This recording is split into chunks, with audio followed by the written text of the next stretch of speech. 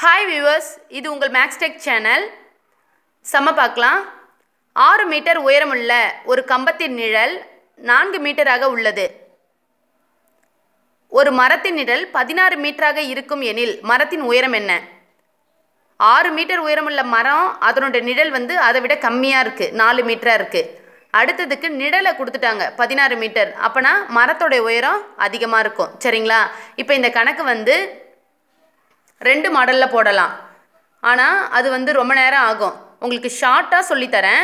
இந்த சம்மை நம்ம நேர்மாறல் எதிர்மாறல் அந்த டைப்பில் போட்டோன்னு சொன்னால் 1 நிமிஷத்துக்கு உள்ளேயே நீங்கள் பார்த்த உடனேயே ஆன்சர் சொல்லிடலாம். போடணும்னு அவசியம் இல்லை, பார்த்த உடனேயே ஆன்சர் சொல்லிடலாம்.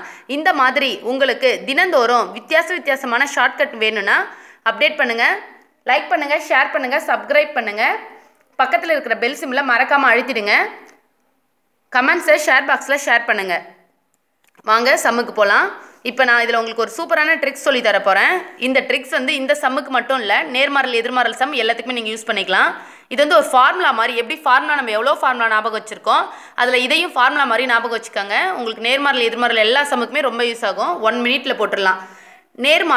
நேர்மாறல்னு சொன்னால் மாற்றி போடு, எதிர்மாறல்னா அப்படியே போடு. இதுதான் அந்த ஃபார்முலா ஷார்ட்கட். சரிங்களா? நேர்மாறல்னா மாற்றி போடு, எதிர்மாறல்னா அப்படியே போடு. இப்போ சம் போடும் போது சொல்கிறேன் எந்த இடத்துல நம்பரை மாற்றணும், எந்த இடத்துல அப்படியே போடணும் அப்படின்னு சொல்லிட்டு. இப்போ கணக்கு இங்கே பாருங்கள். இங்கே கணக்கில் என்ன கேட்குறாங்கன்னா மரத்தினுடைய உயரம் என்ன அப்படின்னு சொல்லி கேட்குறாங்க. அப்போனா எதை கேட்குறாங்களோ அதை ரைட் சைடு எழுதிக்கங்க. உயரம் எவ்வளவுன்னு சொல்லிட்டு கணக்கில் கேட்க போகிறாங்க. அடுத்தது இது என்னது? நிழல்.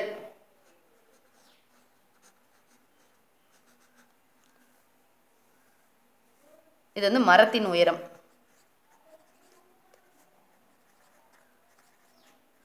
இது மரத்தின் நிழல். இது ஃபர்ஸ்ட் என்ன கொடுத்துருக்காங்க?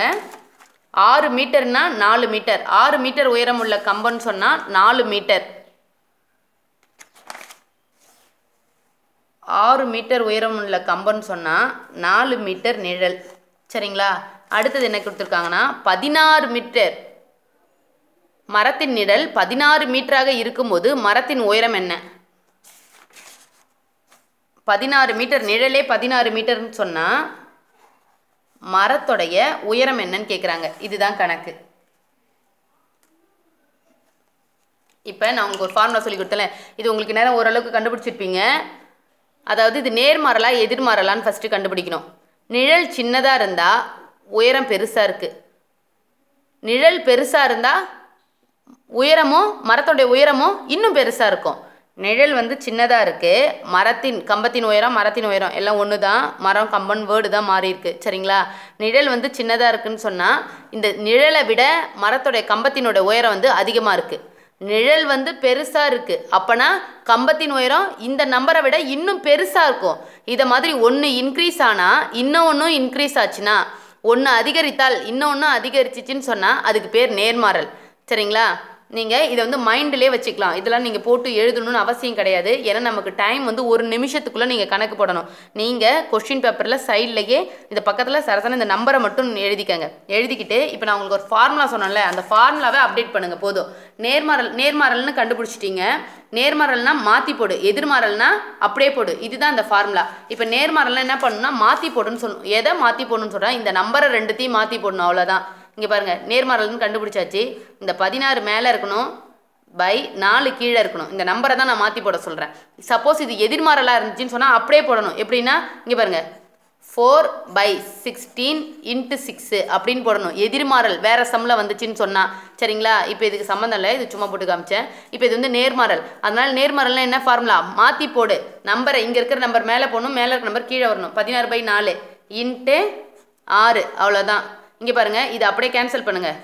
1 நாள் 4, 4 நாள் 16, 1 4s are 4, 4 4s are 16, 6 × 4 answer என்ன? 24. இதுதான் ஆன்சர். 24 தான் என்னது? விடை.